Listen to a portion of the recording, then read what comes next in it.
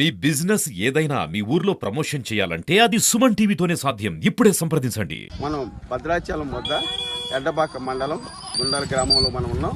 ఇక్కడ యాదవులు ఒక 15 కుటుంబాలు ఇక్కడ మేకల్ని గొర్రెల్ని వాళ్ళు పెంచుకుంటూ భద్రాచలం మార్కెట్కి వీటిని అమ్ముతూ జీవనం సాగిస్తూ ఉంటారు. వారికి దాదాపు వర్షాకాలం రావడంతో ఈ గొర్రెలు కూడా జబ్బును పడి చచ్చిపోవడం, అట్టగా వాళ్ళు ఆర్థికంగా చాలా నష్టపోవడం కూడా జరుగుతుంది. దీని మీద మనం తెలుసుకుందాం. సార్ చెప్పండి, అసలు ఇక్కడ ఎన్ని కుటుంబాలు ఉన్నాయి, అసలు మామూలుగా వీళ్ళ జీవనం ఎలా ఉంటుంది? కనీసం ఒక 15-20 కుటుంబాలు ఉన్నాయండి. వీళ్ళు మొత్తం గొర్రెల మీద ఆధారపడ్డ కుటుంబాలు. ఈ ఎడపాక మండలం గుండాల కాలనీ గ్రామం ఇది. ఈ గ్రామంలో మొత్తం కూడా ఈ గొర్రెలు అమ్ముకొని వాళ్ళ జీవనాధారం దాదాపు ఒక 100 సంవత్సరాలు 80 సంవత్సరాల నుంచి వీళ్ళకి ఇదే వృత్తి. వర్షాకాలం వస్తుంది కదా, ఈ వర్షాకాలంలో వర్షాలు పడి గొర్రెలకు రోగాలు వచ్చి చచ్చిపోవటం, ఒక్కొక్క దొడ్డికి కనీసం ఒక 20-30 గొర్రెలు చచ్చిపోతూ ఉంటాయి. వాటికి కనీసమైన మందులు సప్లై చేస్తే ఈ గొర్రెలు చచ్చిపోకుండా ఉంటాయి. వాళ్ళకు కూడా కొద్దిగా బెనిఫిట్ ఉంటుంది. వీళ్ళు అప్పటికే కొనుక్కొని వేసుకుంటున్నారు, కానీ ఎంత వేసినా కానీ గవర్నమెంట్ సప్లైకి మించింది అయితే ఉండదు కదా. ఈ కొద్దిగా నాణ్యతమైన మందులు, నాణ్యతమైన మెటీరియల్ ఇస్తారు కాబట్టి గవర్నమెంట్ సప్లై చేసి వీళ్ళకి ఉపాధిని ప్రోత్సహించడం మంచిది. ముందు తరాల్లో గొర్రెల పెంపకం అనేది కనుమరుగైపోయే పరిస్థితి ఉంది. దీన్ని మనం ప్రోత్సహిస్తే వీళ్ళు కనీసం ఈ 15 కుటుంబాలు ఈ గొర్రెలను పెంచుకుంటే వాళ్ళ జీవనాధారం ఉపయోగపడిద్దని నేను కోరుకుంటున్నాను. మా 120-130 అంటే ఇప్పుడు మీరు కూడా 130 దాకా పెంచుతారు.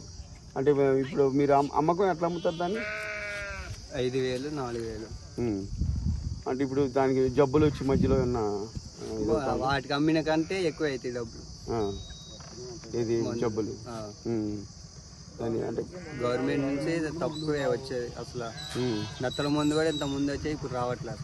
ఓకే, గవర్నమెంట్ ఏమి ఇవ్వట్లేదు, రాయితీలు ఏమి ఇవ్వట్లేదు. మందులు కింద సప్లై ఇస్తారు? అసలు ఏమీ లేదు. సంవత్సరానికి ఒకసారి ఇస్తే నత్తల ముందు 1 లీటర్ ఇస్తారు గొర్రెలకే, 100 సార్లు లెక్కనే అంతే. అది కూడా ఇవ్వట్లేదు. ఓకే, అంటే ఏం కోరుకుంటారు మీరు గవర్నమెంట్ అన్నీ ఇస్తేనే మంచిది. అదే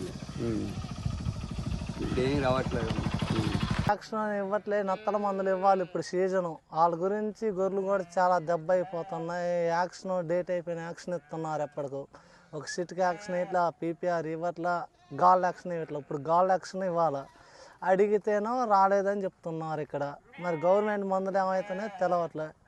ఇది మేము కొద్ది రోజులు అయితే గొర్రెలు కూడా మేపలేము. ఇలా అయితే కొని మేపాలంటే, మందులు కొనాలంటే చాలా డబ్బులు అవుతున్నాయి.